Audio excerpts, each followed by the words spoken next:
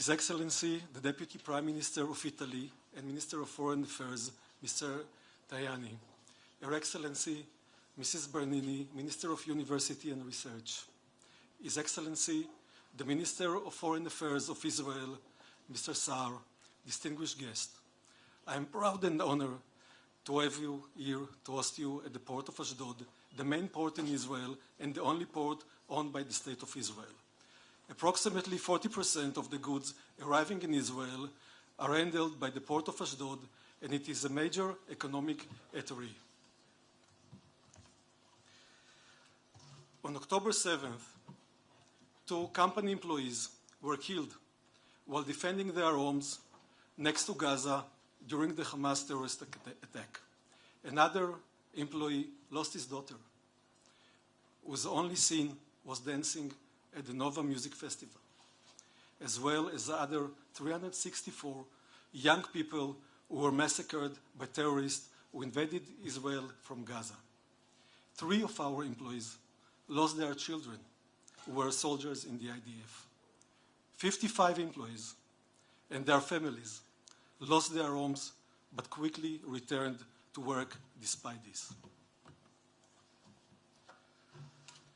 The port of Ashdod, a strategic facility of the State of Israel, was under missile attacks from Gaza and Iran, but did not stop functioning for a moment.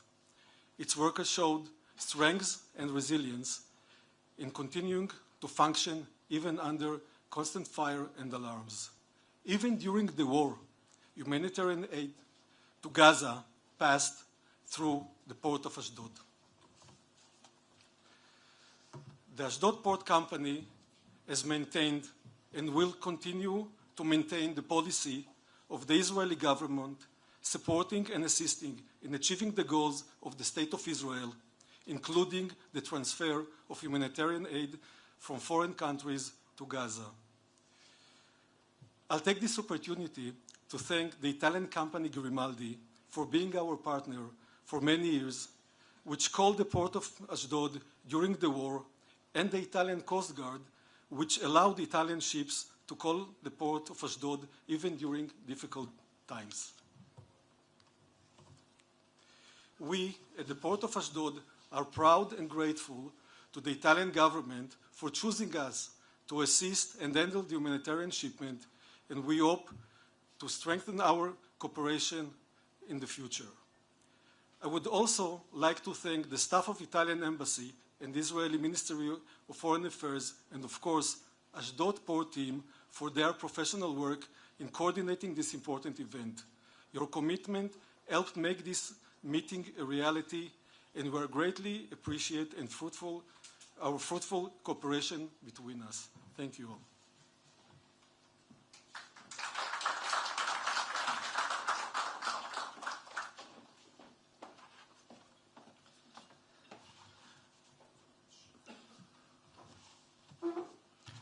Thank you, Chairman Schneider, for your hospitality and for your words.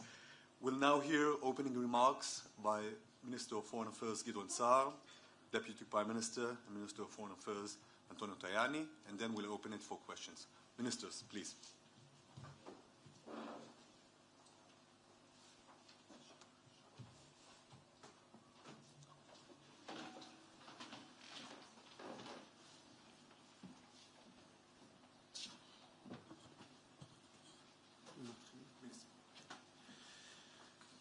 My friend, Italian Deputy Prime Minister and Minister of Foreign Affairs, Antonio Tajani, it's always good to be with you, and it's always good to see you in Israel. I want to thank the Chairman of Ashdod Port, Shaul Schneider, and to thank Ashdod Port for its hospitality. It is our 3rd meeting and your 2nd visit to Israel since the ceasefire. You are a friend of Israel. You are always, always welcome here. Mr. Deputy Prime Minister, Israel and Italy are today pillars of stability and strength. Italy is a leader in Europe and on the international stage. Israel is a powerhouse in the dangerous and unstable Middle East. After Hamas committed the October 7th massacre, Israel set 3 objectives. 1, dismantling Hamas military and governing capabilities. 2nd, securing the release of all of our hostages. 3, removing the threat from Gaza to our citizens. War is not an aim in itself, but we will not compromise on our objectives. Hamas leaders have repeatedly declared their intent to carry out more October 7th-style attacks against Israel. They are committed to their idea of eliminating the Jewish state. Israel will not accept Hamas rule in Gaza. As long as Hamas is in power, there will be no peace, no security, and no stability in this region. Israel is committed to facilitating humanitarian aid to Gaza in accordance with international law and the framework for the release of the hostages. And everyone can see that we are fulfilling our commitments according to this framework.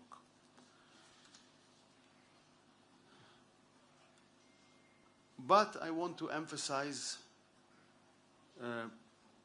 something very clear. UNRWA is not part of the solution in Gaza. UNRWA is part of the problem. UNRWA employees participated in the October 7 massacre. UNRWA facilities are used for Hamas terror operations.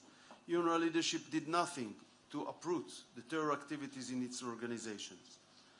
Israeli British hostage Emily Damari was held in UNRWA facilities. It is unbelievable. While some have called for Israel to help UNRWA, they misunderstand the Israeli people. The law banning UNRWA in Israel was passed in the Israeli Knesset by coalition and opposition alike. After October 7, there is a wide consensus in Israel. Terrorism will not be tolerated anymore. Israel abides by international law. The humanitarian flow is still coming in. So let us be honest, humanitarian aid does not equal UNRWA. Those who wish to support the humanitarian effort in the Gaza Strip should invest their resources in organizations alternative to UNRWA. So, I would like to thank you, Deputy Prime Minister Tajani, for the leadership and initiative shown by you and Prime Minister Meloni for coming here today to empower your project, Food for Gaza. Israel and Italy are close allies of the US, and our governments are close with President Trump and his administration. Today, I believe it is important to listen carefully to new ideas that have been proposed and to think outside the box. Gaza is a failed experiment. It failed under Egyptian sovereignty. It failed when handed to the Palestinian Authority under the Oslo Accords. Ever since we saw terrorism in a rise. It has certainly failed under Hamas regime. Gaza in its current state has no future. We must try to find a different solution. We must take a new approach. We have an opportunity today to try to build a better future for ourselves and for the entire Middle East. My friend Minister Tajani, we appreciate you coming out here today, and we praise Italy's positive engagement. Grazie mille. Thank you. Thank you, Prime Minister. Deputy Prime Minister, please. Thank you very much, Gideon. Thank you, President, for hosting us in this very important port in the Middle East. I am very pleased to be in Israel today, in this port, with my friend, the Minister Gideon Saar. And this is the 3rd time we met in less than a month, and we will continue to work together to build an ever stronger and constructive dialogue between Italy and Israel. We are proud to be friends of Israel and friends of people of Israel. With my visit, I want to reaffirm Italy's commitment to peace, dialogue, and concrete assistance to build a future of hope and stability in the Middle East. We believe that security is impossible without peace. The ceasefire in Gaza is a political turning point for the entire region. Now is key to implement all three phases of the agreement and to reach a permanent cessation of the hostilities. We will continue to work with Israel and with our regional partners to consolidate dialogue and stability with the diplomacy. Now is the time to work for the future. There are many ideas.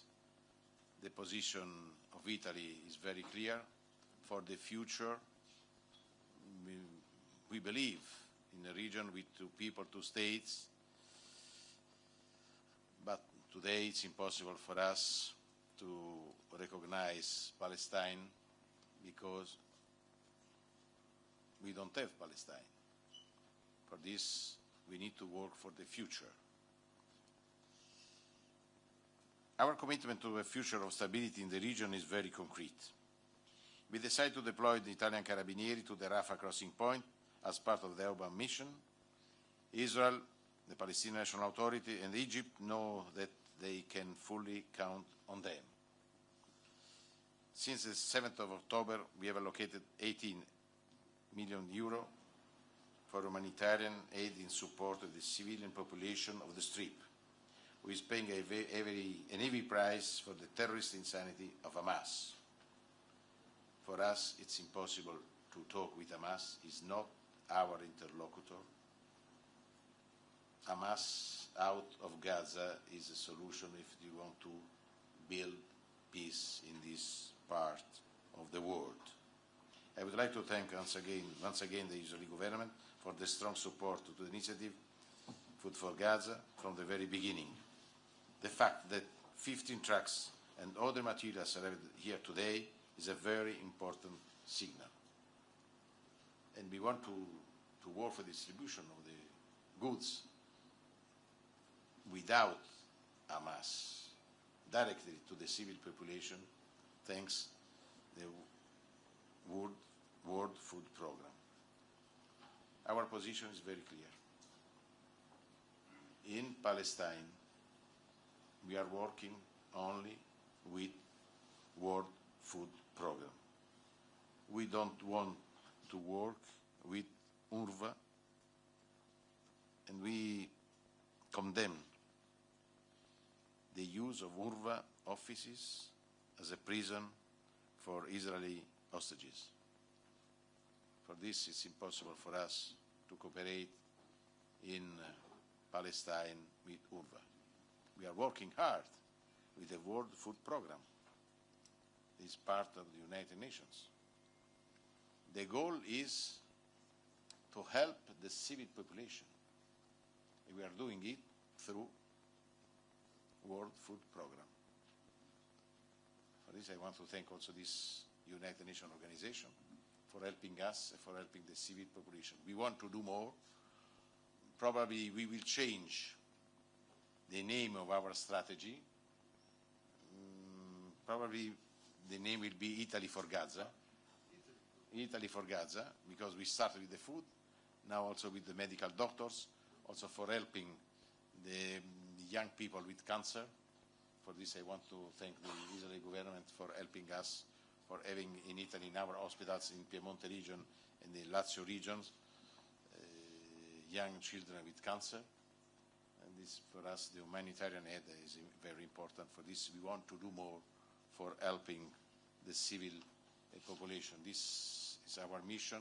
This is our engagement, part of our engagement in the Middle East. Italy will want to be more present also in the future in this part of the world. Syria, Lebanon, of course Israel, we are friends. In Palestine, also we want to protect our trade.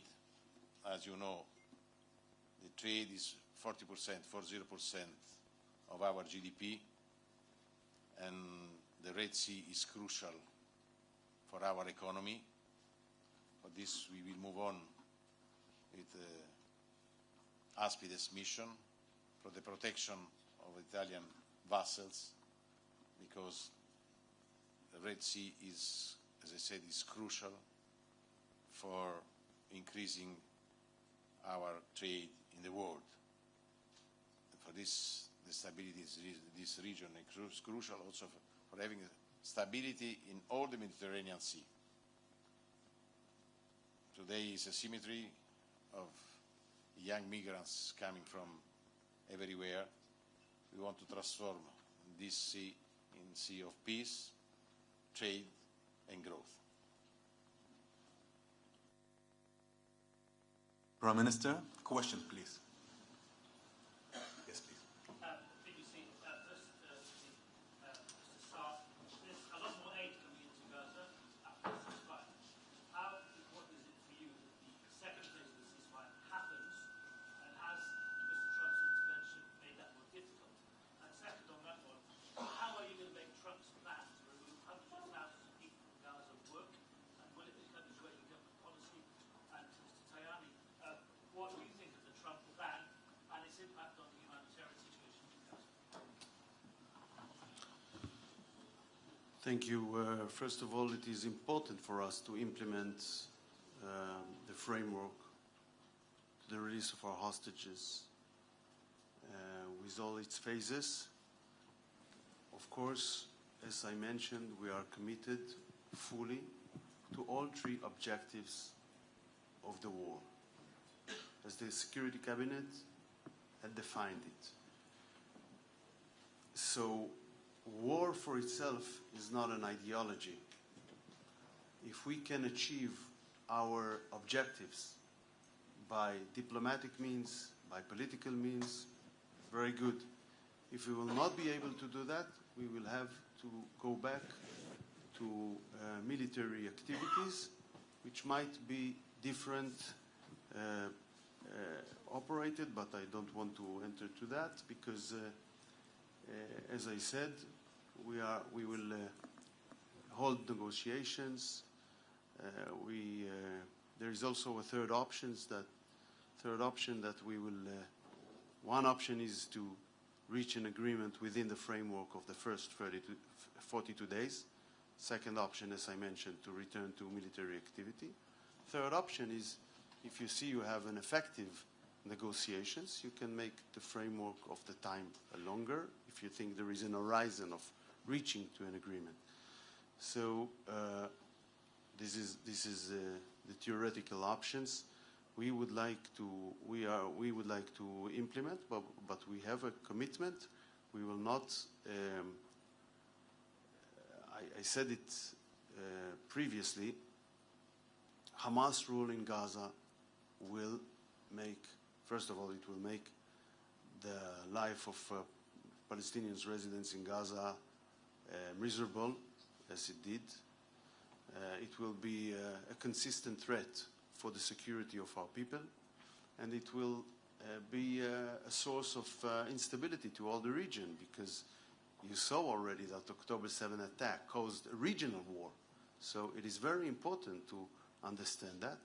We must change that situation. If we can change it by political means, very good. With regard to the idea presented by President Trump, I spoke about it.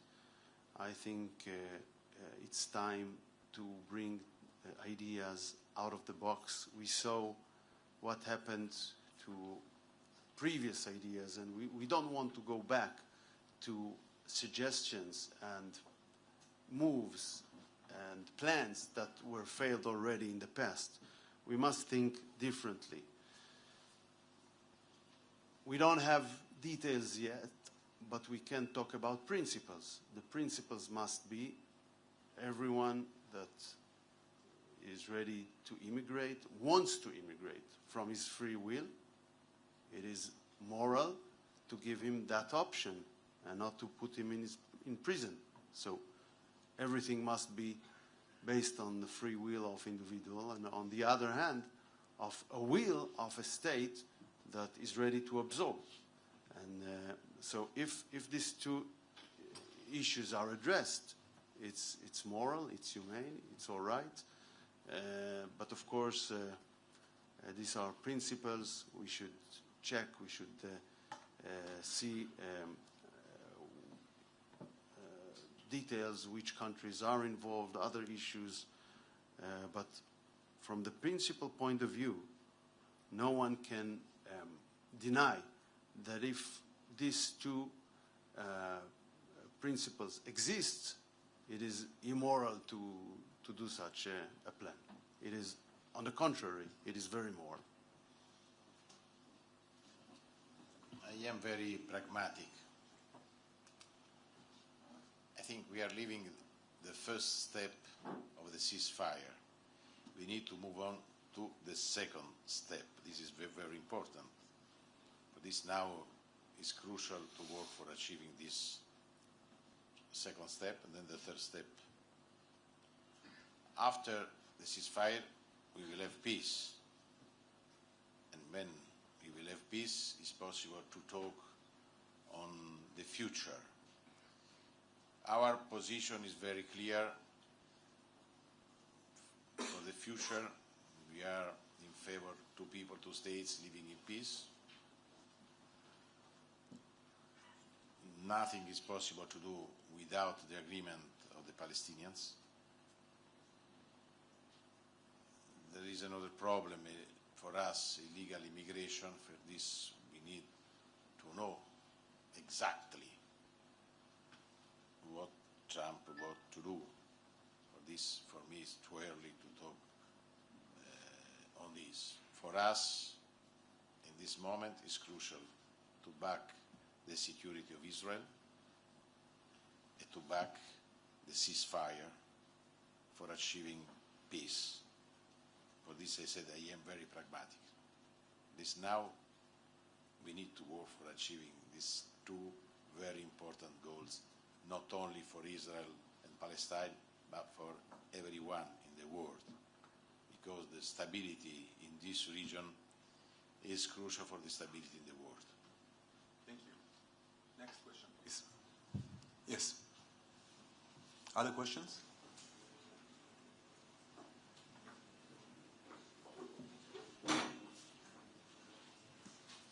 Hi, Minister.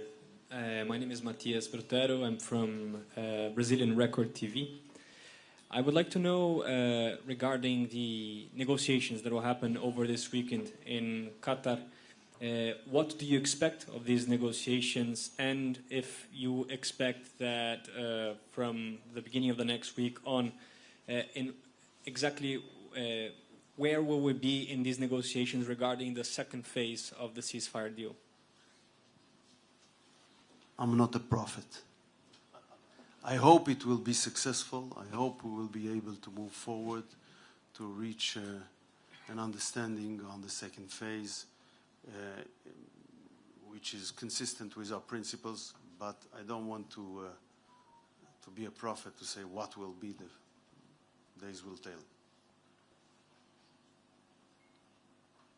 We need to work hard.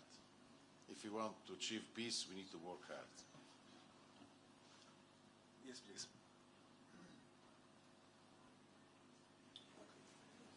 יש שם מישהו שמצביע. Yes, please. If you can raise your voice, please.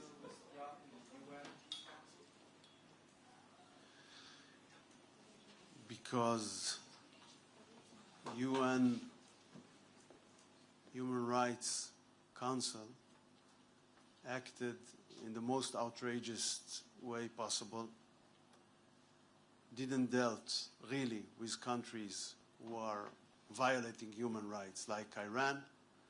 By the way, they had decisions on Israel more than Iran, Cuba, North Korea, and Venezuela all together. So they were biased, they were obsessive, about Israel. You can say they were anti-Semite because they used double standards with regard to our state. So we decided not to play in this phony game anymore. I praise the courageous and just decision of President Trump, and we did equally. I want to add one more. Please. Please. On anti-Semitism. This is a big danger. Also in Europe, we need to stop immediately anti-Semitism because it's crucial for Europe. We believe in human rights.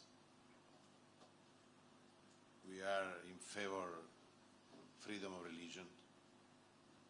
Also, 2 days ago, a Jewish baby in Rome, around a lot of people pushing him because he's Jewish. This is impossible for us. Never forget Shoah, never. And we need to work day by day against anti-Semitism. Okay, it's possible to talk against the government. Okay, it's normal. So against me, but the problem is not a political issue. Anti-Semitism is a moral issue. For this, we need to fight and to stop immediately at school, starting from the schools, to stop anti-Semitism. If we want to live in peace, to shoot in the name of God is to shoot against God. For this, we need to stop immediately. Thank you. Yes, please.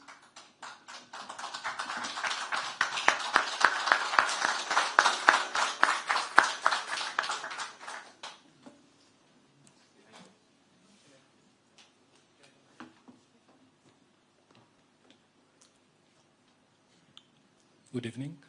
I'm Stamos Prousalis from Reuters. I would like to ask if there is an order to the army to open ways for people to move out of Gaza.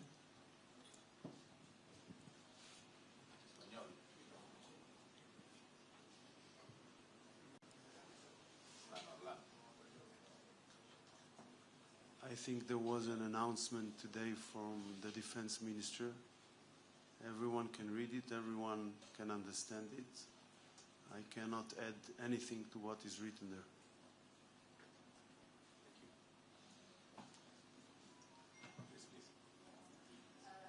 Minister Saar, I wanted to know if has anything changed in your relations with the Arab countries after Trump's plan. Also, and how do you reply to the hostages' family who think that this plan is affecting the second phase? And to the Minister Tajani about the West Bank and the military operation is going on. The mayor of Jenin says that the population, there is like the same strategy used in Gaza and displacing people and blocking humanitarian aid. So what's the position of Italian government? How does the minister reply to this? First of all, with regard to Arab states, I want to mention a very important fact. Even though we are 14 months, almost 14 months, in military conflict with so many of our Arab and Muslim neighbors in the Middle East, our relations with this peace and normalization state continued. Not even one state, not of the Abraham Accords and not of the previous accords, beginning with the first peace agreement with Egypt from the 70s, after that the Jordanians, and after that all the other countries, relations continues with all Arab states. In certain cases, they became low profile due to the time and circumstances, but none of these states broke relations with Israel. It is very important to recognize this fact. I think it's an important fact. I think it demonstrates that everyone understands that normalization and good relations with us is in the benefit of both sides. So we would like to, of course, to continue with that. And by the way, we want to widen this club of our neighbors and have new normalization agreements. And I think it is possible because we already saw that President Trump in his first term brought the Abraham Accords, and I think he's the right man to also to help us to reach to new peace agreements. So sometimes you can have differences. Of course, we had, during the war, we had criticism from certain Arab states, but none of them broke relations. It's very important. With regard to hostages' families, first of all, I had hundreds of hours meeting hostages' relatives during this war. I worked very hard, and I still do. And I know there are different opinions of different relatives and families, but one thing must be a principle. Don't argue with an hostage's families. I will never do that because I can understand their situation, their care for their loved ones, and we must do our utmost as a government to release all the hostages. And I had the privilege to vote for both hostage deal, the first one on November 2023 that released the mothers and the children, the second this January that we are implementing right now. Tough decisions with prices. We paid heavy prices. We released terrorists from our jails. It's not easy. We paid other prices, but we did the right thing in order to meet our commitment for our sisters and brothers. And we will continue to do that.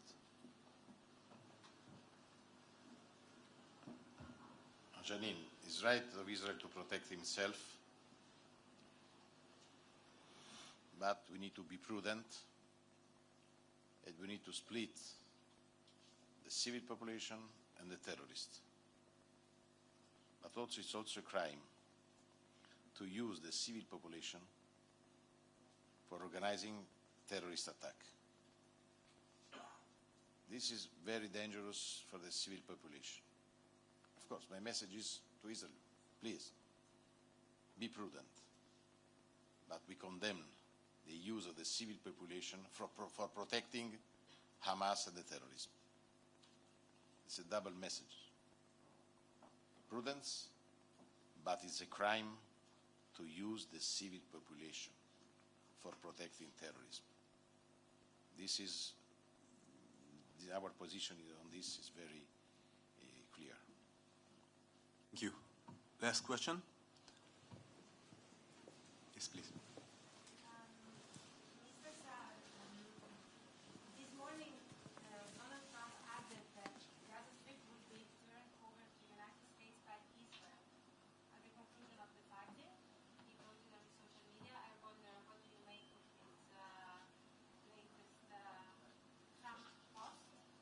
And Mr. Tajani, following up to your announcement of Italy not working with UNRWA anymore in the occupied Palestinian territories, I wonder if Italy still recognizes Palestinians who left nowadays Israeli territories in 1948 as refugees, as UNRWA stands for, or if Italy's approach has changed in this matter.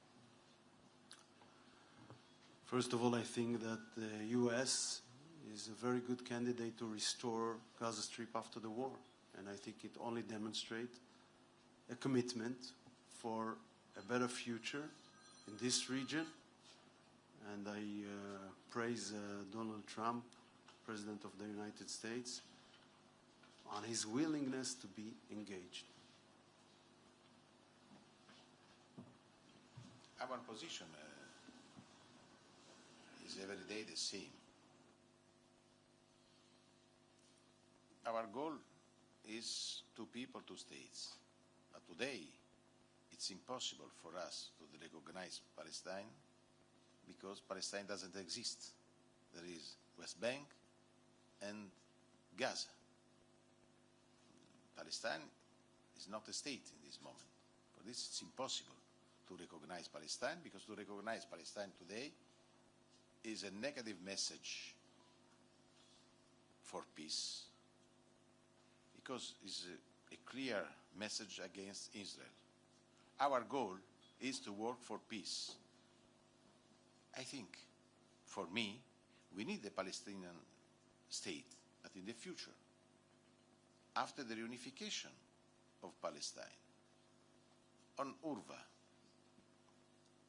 Italy decided to stop any financement for UNRWA, because UNRWA, with many workers of this organization, was part of the attack against the Israeli civil population the 7th of October 2023. We are working hard with the United Nations through the World Food Programme. The problem is not UNRWA or World Food Programme. The problem is to help the civil population without the intermediation of Hamas. We condemn, as I said,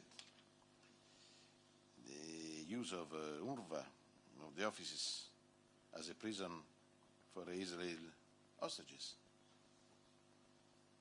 Now we are financing UNRWA for a project outside Palestine, for Palestinian people living in other countries, but not in Gaza.